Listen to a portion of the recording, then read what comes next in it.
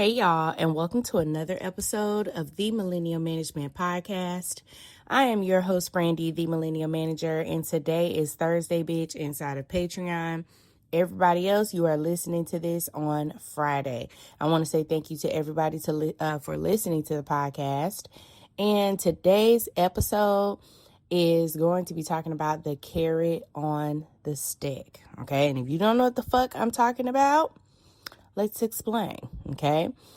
Inside of the job, okay, whether you're in corporate big time or if you're just working in McDonald's, okay, which is still corporate, but you know what I'm saying, okay? There is a manipulation tactic that I feel like we don't talk about enough, okay, and it's dangling that carrot so that employees do whatever the manager is wanting them to do, okay? It's when a manager dangles a reward, maybe it's a promotion or a raise or a better title, but it's always outside of your reach. And you're always going hard, okay? Like you're putting in 110%. You're always doing your best, and you're never quite there to get this raise, to get this promotion, to get this better title. And how it starts is there's a hook that gets you in. And it says, you're on the path to a promotion. Now, when that term comes up and it says you're on the path to promotion, there needs to be not only something on writing, but there also needs to be a change in your daily job duties, especially if you're going to be promoting to a management role. It depends on what the position is. But let's just say, for the sake of this argument, you're on a path to promotion, hence that you're on a path to a leadership role. There should be leadership courses. There should be courses focused on becoming a manager, okay? There should be some type of support there to help you elevate if you're really on the path to promotion.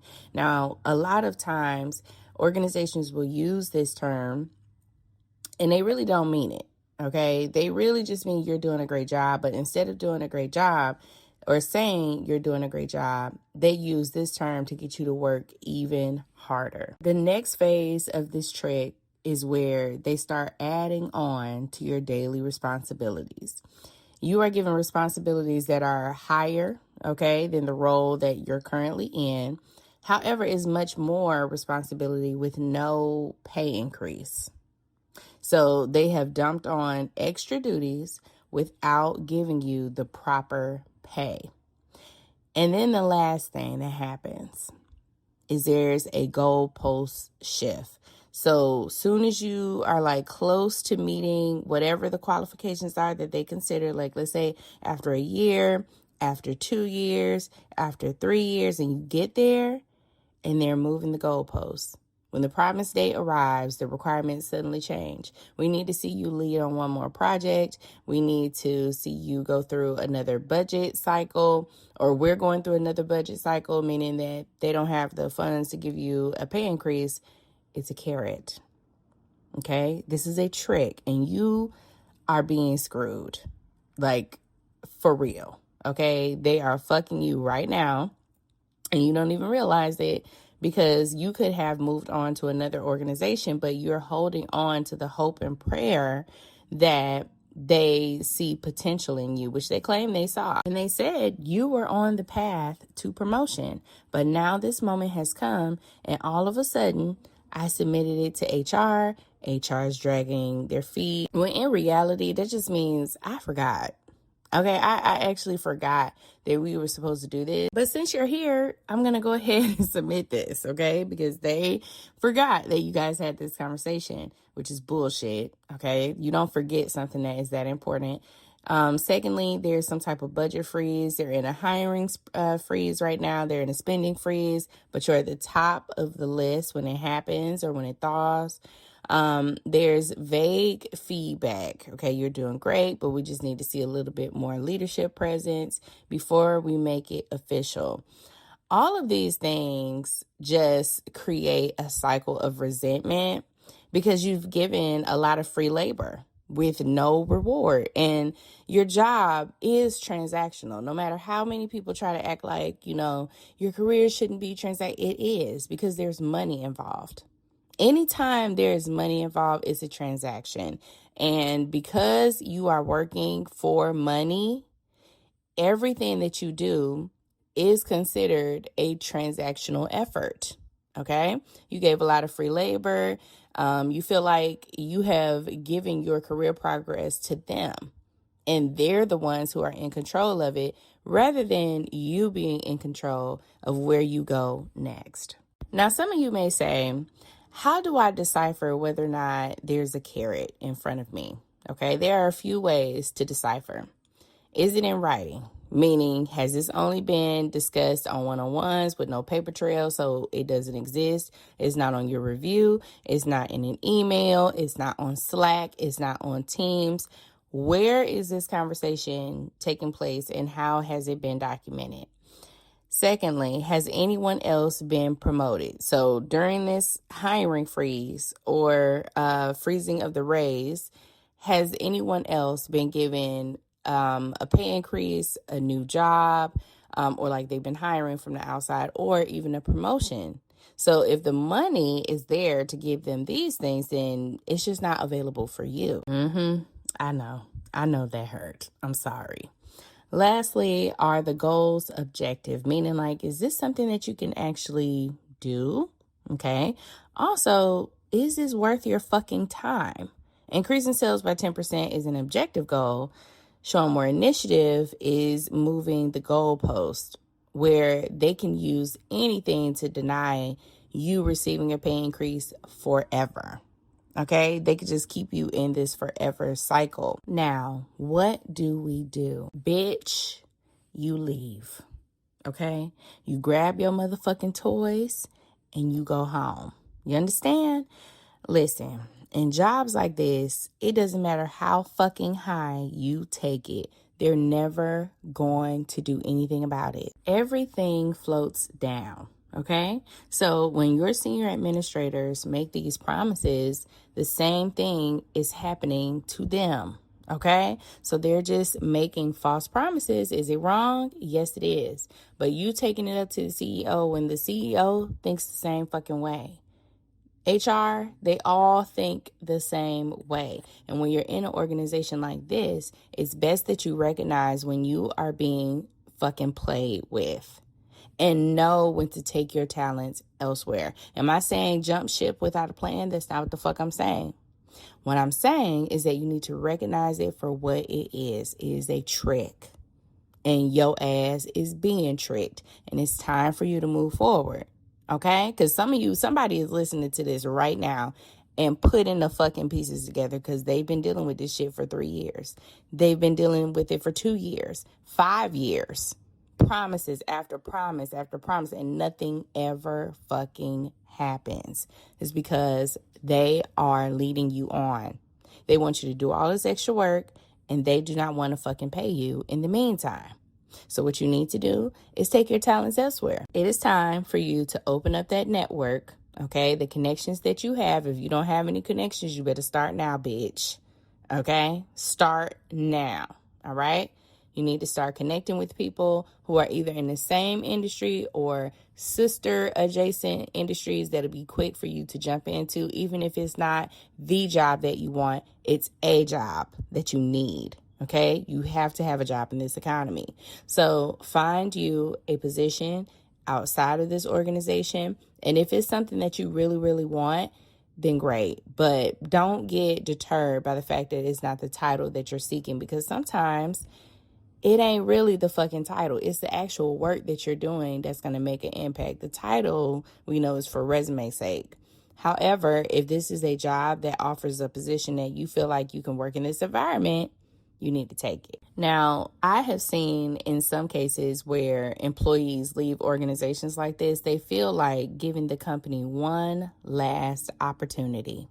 They write a letter, they, go talk to HR and say, hey, I've been on this path to promotion for a while and the promotion is still pending. I would like to see a salary change by this date.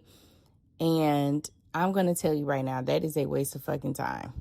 That is a waste of time. That is a waste of effort. If they wanted to do it, The secret is out. With millions of younger-looking customers across the country, Plexiderm is one of the most highly sought-after products on the market. It visibly shrinks under-eye bags and smooths out crow's feet in minutes, and the effects last up to 10 hours. Influencers love it, magazines feature it, and people just can't get enough of it. As a matter of fact, Elle Magazine gave it an Editor's Choice Award as Best Instant Wrinkle Filler for 2025. In as little as 10 minutes, Plexiderm reduces the appearance of fine lines, wrinkles, and those dreaded under-eye bags. So yes, you can look years younger in minutes, and the effects last for hours. No surgery, no gimmicks, just results. The best news, you can try Plexiderm for only $14.95. Plus, get free shipping. Don't wait. Order Plexiderm today. Visit plexiderm.com/special. That's plexiderm.com/special. Paid for by Sheer Science.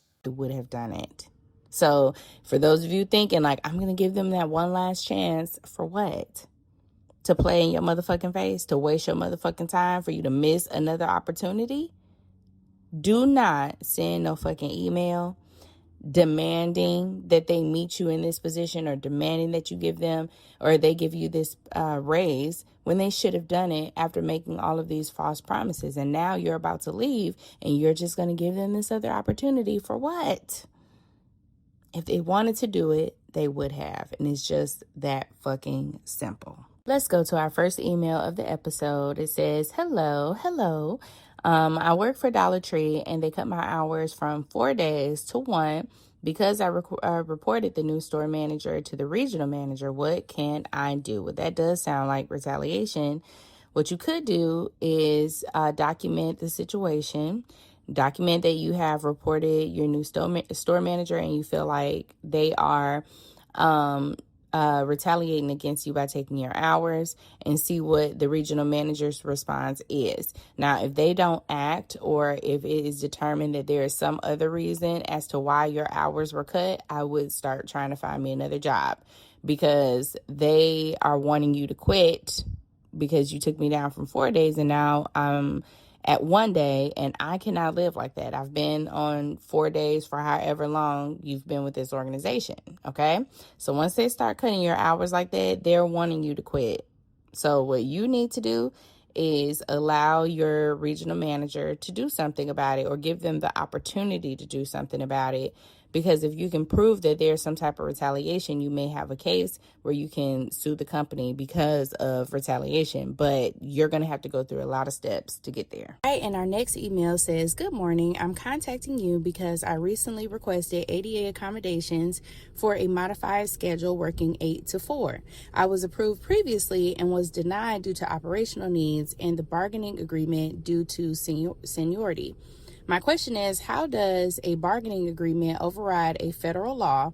And I work for the state. As of right now, I'm looking at other options, and I did file an EEO complaint.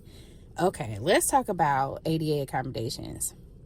While it has to be something that they listen to, the company does not have to comply, or the organization that you work for does not have to comply, because you say you work for the state, if it's not feasible for them. So ADA accommodations have to be reasonable, not only for you, but for the company as well. Now, let's talk about your bargaining agreement. So the bargaining agreement is a legally binding contract that they have between an organization, which in this case is the state, and a union. Okay, so whatever is inside this bargaining agreement, which I don't know because I don't work for your union, so I have no idea how that affects your job. There has to be some type of clause inside of this bargaining agreement that affects how they're able to accommodate employees, and you really won't know until you get your hands on it. So if you're in the union, I would go to your union rep and ask them if they can go over what the bargaining agreement looks like as far as the contract with the state,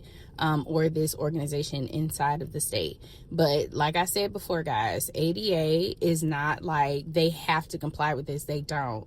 If there is an issue for the organization to operate consistently with no interruptions, they don't have to comply with this. Okay, so I understand you filed an EEO complaint, but I really do not think it's going to go very far, because if they can prove that there is some type of issue as far as the bargaining agreement, which they listed, and then also the operational stance where they cannot function with one person in this capacity, maybe they don't have enough employees, whatever they list as their reason, then the EEOC is not going to investigate them at all. So I'm sorry. I know this is not the news that you want to hear, but it is the truth, okay? All right. Well, y'all have a good ass motherfucking day, bitch. I am on my way to work right now, and I'll see y'all asses later. Bye. If you like the show, please take a moment to rate, review, and subscribe. It really does help the show to grow. Thank you for listening.